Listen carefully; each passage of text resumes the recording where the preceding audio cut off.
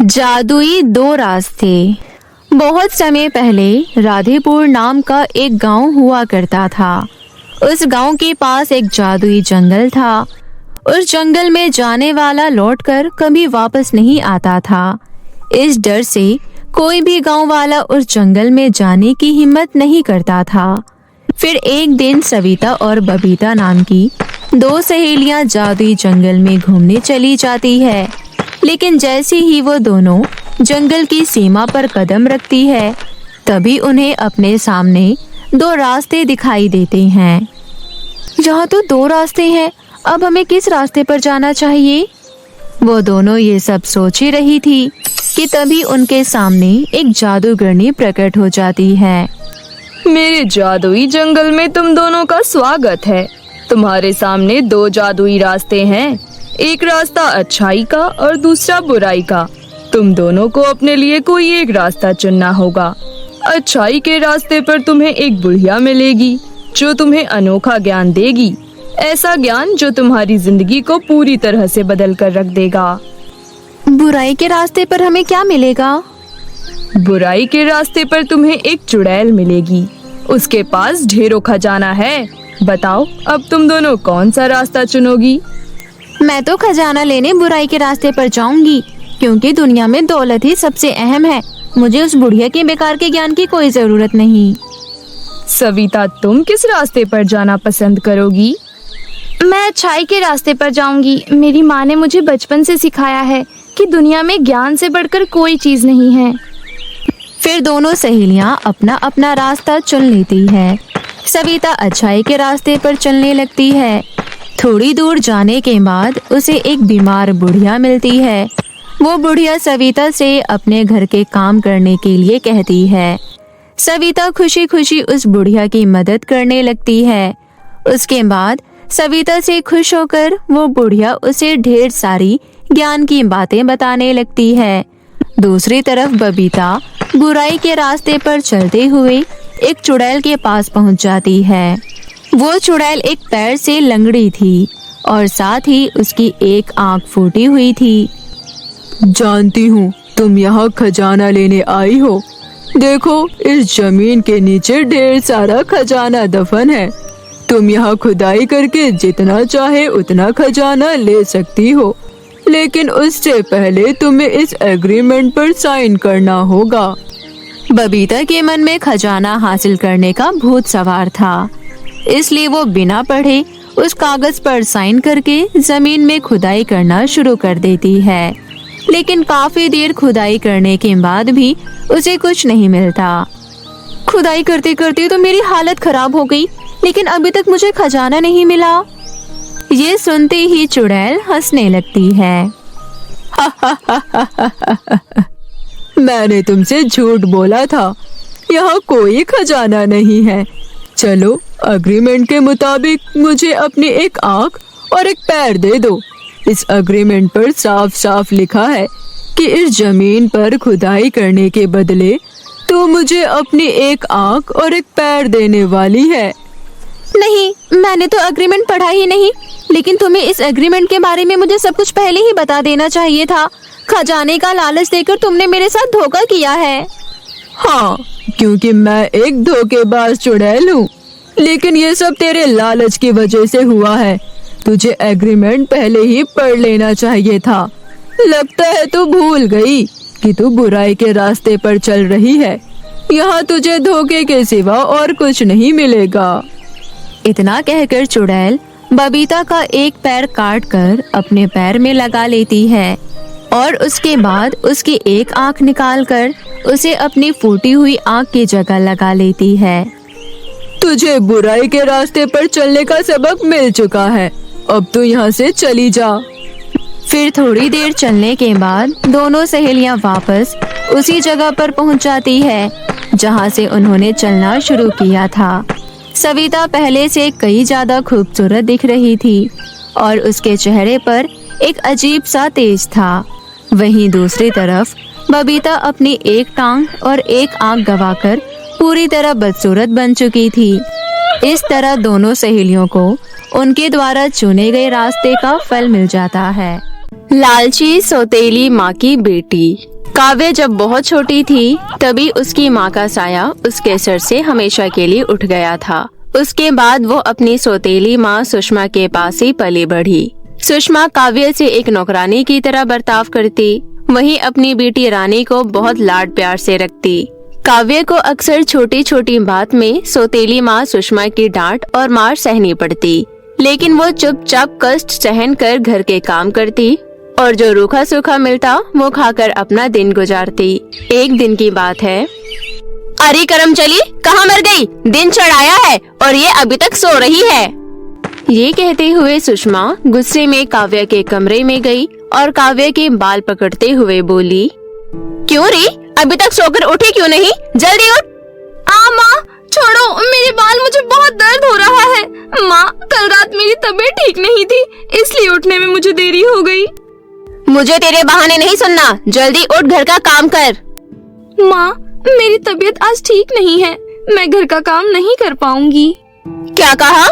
जब 2 वक्त का खाना ठोस ठोस कर खाती है तब तो नहीं कहती कि मैं नहीं खा सकती। हाँ, चल जल्दी से उठकर झूठे बर्तन साफ कर, उसके बाद खाना बना, समझी? वरना मार मार कर तेरा मुंह लाल कर दूंगी। बेचारी काव्या बड़ी मुश्किल से बिस्तर से उठकर झूठे बर्तन साफ करने रसोई में चली गई। कुछ दिन बाद जब काव्या खाना बनाने बैठी तो देखा घड़े में पीने का पानी खत्म हो चुका था। अरे ये क्या, घड़े में तो एक बूंद भी पानी नहीं है। अब मैं खाना कैसे बनाऊंगी? नदी तो बहुत दूर है और आज मेरी तबीयत भी ठीक नहीं है कि मैं इतनी दूर पानी लेने जाऊं। अकेले अकेले क्या बड़बड़ा रही है? खाना क्यों नहीं बनाती?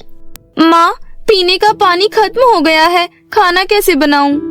तो फिर पानी लेने जाती क्यों नहीं? किसका इंतजार कर रही है? जा जल्दी, खाने भी तो बनाना है। काव्य खाली घड़ा लेकर बड़ी ही मुश्किल से जंगल की ओर जाने लगी। नदी जंगल के पास थी। काव्य जब नदी किनारे पहुंची तो उसने देखा नदी में पानी का स्तर पहले से कम था। ये देख काव्य बोली, अरे ये क्या, नदी का पानी कम कैसे होते जा रहा है? अगर ऐसा ही चलता रहा तो नदी तो पूरी तरह सूख जाएगी। ये तो सभी गांव वालों के लिए बड़ी चिंता का विषय है। ये बात घर जाकर माँ को बताऊंगी। अभी फटाफट से घड़े में पानी भर लेती हूँ। ये कहते हुए काव्य ने झुककर जैसे ही घड़े में पानी भरा तभी उसे किसी की आवाज सुनाई दी, मेरी मदद करो, हम बहुत बड़ी मुसीबत में हैं। अरे ये आवाज कहाँ से आ रही है? ये कहकर काव्या यहाँ वहाँ देखने लगी। तभी नदी के बीचों बीच काव्य को एक सुनहरी जल परी दिखाई दी। काव्य उस जल परी को हैरानी से देखने लगी। तभी वो जल परी बोली, मैं इस नदी में रहने वाली एक जल परी हूँ। मेरी जैसी कई सारी जल परियां इस नदी की सतह में रहती हैं। एक दुष्ट जादूगरनी अपनी जादुई शक्तियों से इस नदी का पानी धीरे धीरे सुखा रही है ताकि नदी में रहने वाली सभी जल परियों की सारी शक्तियाँ छीनकर अपना गुलाम बना सके। तुम चिंता मत करो जलपरी, मैं जादूगरनी को उसके गलत इरादों में कभी कामयाब नहीं होने दूंगी। आप मुझे बस जादूगरनी को हराने का तरीका बताइए। जादूगरनी बहुत ही चालाक है। तुम्हें बड़ी सावधानी से उसकी गुफा में जाना होगा जो जंगल से दूर एक चोटी पर है। उसे हराने का बस एक ही रास्ता है। तुम कैसे भी करके उसका जादुई कांच का गोला तोड़ देना। कांच का गोला टूटते ही उसकी सारी शक्तियाँ नष्ट हो जाएंगी। जल परी से विदा लेकर काव्या जादूगरनी की गुफा की तलाश में निकल पड़ी। काव्या जंगल के रास्ते गुजर रही थी। तभी उसे रास्ते में एक खरगोश मिला जो दर्द से करहा रहा था। आह आह, मेरी मदद करो। क्या हुआ प्यारे खरगोश, तुम क्यों रो रहे हो? मेरे पैर में कांटा चुभ गया है, उसे निकालने में मेरी मदद करो। ओह रुको, मैं अभी तुम्हारे पैर से कांटा निकाल देती हूँ। ऐसा कहकर काव्य ने खरगोश के पैर से कांटा निकालने में उसकी मदद की। तुम्हारा बहुत बहुत शुक्रिया, मैं तुम्हारा ये उपकार कभी नहीं भूलूंगी और वक्त आने पर तुम्हारी मदद जरूर करूंगी। ये कहते हुए खरगोश झाड़ियों में ओझल हो गया। कुछ समय बाद जंगल पार करने के बाद काव्य को एक चोटी दिखाई दी। जैसा कि जलपरी ने कहा था, उसे वहाँ एक बहुत बड़ी गुफा दिखाई दी जिसमें से डरावनी आवाजें आ रही थी। लेकिन काव्य हिम्मत कर गुफा में दाखिल हुई। तभी गुफा में मौजूद दुष्ट जादूगरनी हंसते हुए बोली, बस कुछ दिनों बाद मैं नदी का सारा पानी सुखा दूंगी उसके बाद सारी जलपरियां मेरी मुट्ठी में होगी। और उनकी सारी शक्तियां भी। काव्य एक कोने में छुपकर जादूगरनी की सारी बातें सुन रही थी। तभी जादुई कांच के गोले में जादूगरनी ने गुफा में छुपी काव्य को देख लिया। कौन है यहाँ? बिना मेरी इजाजत के मेरी गुफा में आने की हिम्मत किसने की? जल्दी बाहर आ, वरना तेरी खैर नहीं। तभी काव्य बाहर आई और बोली, मैं हूँ काव्या, दुष्ट जादूगरनी। तू अपने जादू से नदी का पानी सुखा रही है और नदी में रहने वाली जल परियों को अपना गुलाम बनाना चाहती है। मैं तुम्हें तुम्हारे गलत इरादों में कभी कामयाब नहीं होने दूंगी। बेवकूफ लड़की, तू मुझे रोकेगी? रुक, तुझे मैं अपनी शक्ति से मछली बना देती हूँ। बड़ी आई जल परियों की रक्षक बनने वाली। इतना कहकर जादूगरनी जादुई छड़ी से काव्य पर हमला करने ही वाली थी। तभी अचानक खरगोश ने जादूगरनी पर हमला कर दिया, जिस वजह से जादूगरनी की जादुई छड़ी हाथों से छूटकर जमीन पर जा गिरी।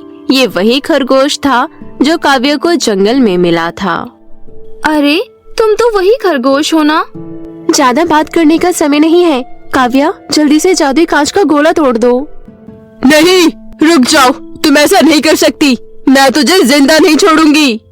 काव्य ने बड़ी ही फुर्ती से जादुई कांच के गोले को तोड़ दिया। कांच का गोला टूटते ही जादूगरनी का शरीर जलने लगा। आह, बचाओ मुझे, मेरा शरीर जल रहा है। आह, मेरी बरसों की मेहनत राख हो गई। देखते ही देखते जादूगरनी जलकर भस्म हो गई। जादूगरनी के मरते ही नदी पहले की तरह पानी से लबालब हो गया। काव्य खरगोश का धन्यवाद कर कुछ घंटों का सफर तय कर जब नदी किनारे पहुंची, तब जलपरी बोली, तुम्हारा बहुत बहुत धन्यवाद काव्या, तुम बहुत ही अच्छी और नेक हो। तुमने हम सब जलपरियों की जान बचाई। अब आप आराम से नदी में रहना। अच्छा, अब मैं चलती हूँ, बहुत देर हो गई है। आज मेरी सौतेली माँ मुझे बहुत मारेगी। अरे मेरा पानी का घड़ा कहाँ गया? मैंने तो यहीं रखा था। ये लो तुम्हारा घड़ा, पर इसमें पानी नहीं है बल्कि सोने के सिक्के हैं। सोने के सिक्के? हाँ, सोने के सिक्के। ये हम सभी जलपरियों की तरफ से तुम्हारे लिए छोटा सा इनाम है, रख लो।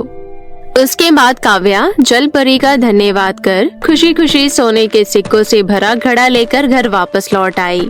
काव्य को आता देख उसकी सौतेली माँ सुषमा गुस्से से बोली, सुबह से शाम हो गई, कहाँ मर गई थी? पानी लाने में क्या इतनी देर लगती है? आज मैं तेरी टांगे तोड़ दूंगी। नहीं माँ, मेरी बात तो सुनो। ये देखो सोने के सिक्के, ये मुझे जलपरी ने दिए हैं। सोने के सिक्के? माँ, जलपरी ने मुझे इनाम के रूप में ये सोने के सिक्के दिए हैं, क्योंकि मैंने एक दुष्ट जादूगरनी से जान बचाने में उनकी मदद की। ये कहते हुए काव्य ने अपनी सौतेली माँ सुषमा को सारी घटना विस्तार से बताई। इतने कम सोने के सिक्के में क्या होगा? मुझे और सोने के सिक्के चाहिए। चल, मुझे अभी के अभी उस जलपरी के पास ले चल। चल बेटी रानी, तुम भी मेरे साथ चलो। सौतेली माँ सुषमा की जिद करने पर काव्या उन्हें नदी किनारे ले गई और जलपरी को पुकारने लगी। आवाज सुनकर जलपरी फौरन नदी के बाहर आई। तभी लालची सुषमा बोली, जलपरी, मुझे और सोने के सिक्के चाहिए। तुमने काव्य बिटिया को बहुत कम सोने के सिक्के दिए हैं, बल्कि आपको तो सोने के सिक्कों से भरे हुए 2 बक्से देना चाहिए था। क्या तुम काव्य की सौतेली माँ हो? हाँ, सौतेली ही सही, पर मैं काव्य की माँ हूँ। अब जल्दी से सोने के सिक्के से भरे हुए 2 बड़े बड़े बक्से मुझे दे दो। हाँ, अभी देती हूँ, ये लो।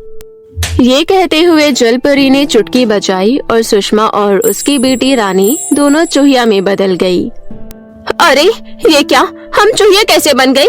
हमें पहले जैसा बना दो जलपरी। ये तुम्हारी सजा है। तुम दोनों बेचारी काव्य से पूरा दिन भर घर का सारा काम करवाती हो, उस पर अत्याचार करती हो, इसलिए तुम्हारी यही सजा है। हमें माफ कर दो, आगे से ऐसी गलती दोबारा नहीं होगी। मैं घर का सारा काम करूंगी।